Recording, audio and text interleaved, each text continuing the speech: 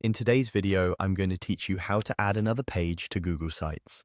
If you're building out your website and need an extra section, for example, an About page, a Services page, or a gallery, adding a new page in Google Sites is quick and straightforward. You'll just need a Google account and edit access to the site you want to update. Start by opening your browser and going to Google Sites. The fastest way is to type sitesgoogle.com into the address bar. If you aren't already signed in, you'll be prompted to log in to your Google account. If you use multiple accounts, make sure you're in the one that owns or can edit the site you're working on, so you see the correct list of sites. Once you're in Google Sites, you'll see your site's dashboard. Click the site you want to add pages to. This opens the site editor, where you can manage content and layout. On the right side of the editor, look for the sidebar with tabs labeled Insert, Pages, and Themes. Click the Pages tab. This is your site's page manager. It shows the current structure of your site and is where you'll add, organize, and manage pages.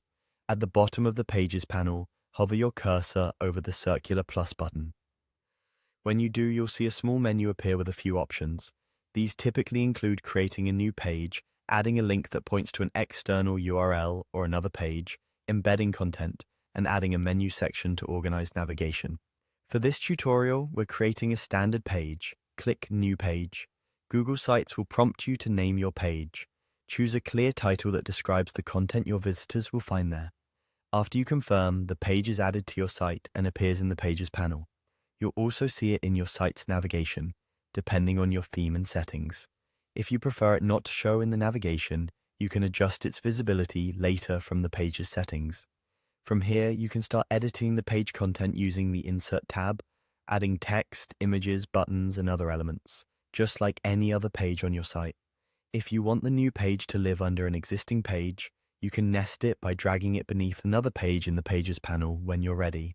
Google Sites saves your edits automatically as drafts, and your changes won't be public until you publish the site. That's all there is to it.